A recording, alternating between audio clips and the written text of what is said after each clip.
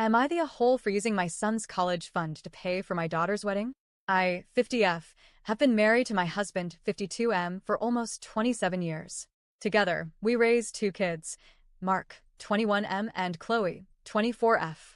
From the moment they were born, my husband and I made it our mission to give them the kind of opportunities we never had. We both came from working-class families and paid our way through school with loans, scholarships, and endless part-time jobs. It was exhausting, and we swore our kids would never have to go through the same thing if we could help it. So, we did what so many parents dream of doing. We set up college funds for each of them. Every month, without fail, we contributed. We skipped vacations, drove our cars longer than we probably should have, and lived modestly because we had a bigger picture in mind. By the time Chloe and Mark were ready for college, we had saved up enough for both of them to graduate without taking on a single penny of debt. I was so proud of that fact. It felt like one of our biggest accomplishments as parents. Chloe used her fund responsibly. She always wanted to be a teacher, and she followed through with it. She graduated, started working, and is now building a life she truly loves. She's engaged to a wonderful man who treats her with so much respect and kindness. They're not flashy or wealthy by any means. Teachers don't exactly make big bucks, and her fiancé works a regular job, but they're hardworking, grounded, and genuinely happy. They're planning their wedding for next year, and honestly, I couldn't be prouder of her. Mark, on the other hand, well, his path has been a little different. He started college 2 years ago, but to be blunt, he hated it. He's always been more interested in his social media presence. Since high school, he's had this fascination with YouTube, TikTok, and anything that let him build an online following. He's charismatic, funny, and creative. I'll give him that, but his priorities have always been in his channel, his audience, and his online brand. Last semester, he officially dropped out. He said college was a waste of time and money, a scam for sheep. He insisted he would be a millionaire before his friends even walked across the graduation stage, all thanks to his crypto investments and his influencer career. My husband and I were disappointed.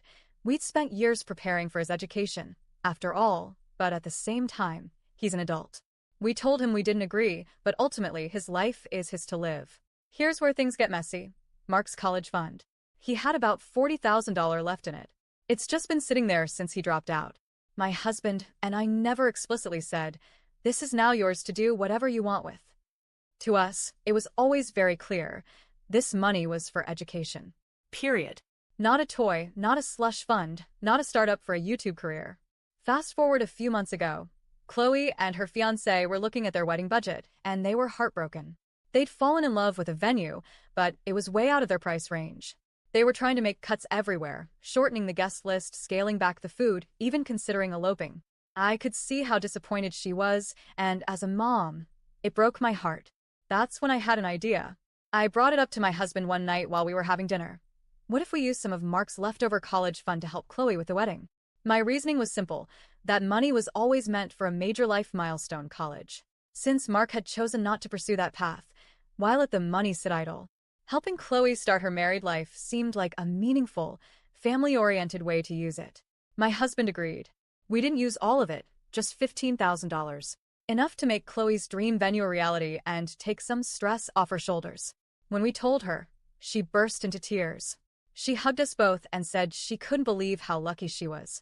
She and her fiancé were so grateful, and for the first time in months, she looked genuinely excited about her wedding instead of stressed out. We didn't tell Mark. Honestly, we didn't think we had to.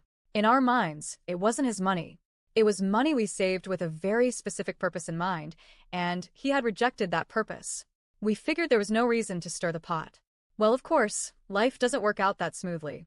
Last week, Mark found out.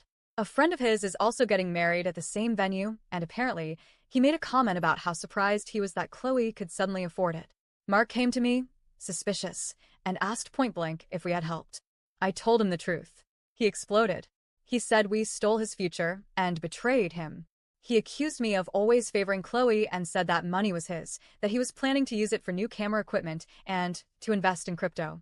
He went on this rant about how just because he wasn't following our boomer life script didn't mean we had the right to take away his shot at building something different. He stormed out. Since then, he's blocked me and my husband on everything, phone, social media, the works. The only thing he left us with were some parting words. "You'll regret this when I'm successful and never speak to you again." Now, the family is divided. My sister is furious with me. She said the money was morally his, no matter what. Chloe feels guilty for accepting the money at all, and she's worried her wedding will forever be tainted by this fight. My husband is still standing by me, but I'll admit, I'm starting to question myself. On one hand, I don't think we did anything wrong. That money was saved for college. Mark opted out. We simply redirected it to another major milestone in our daughter's life. To me, it feels like a responsible decision. On the other hand, I can't deny that Mark feels betrayed, and maybe we should have handled it differently.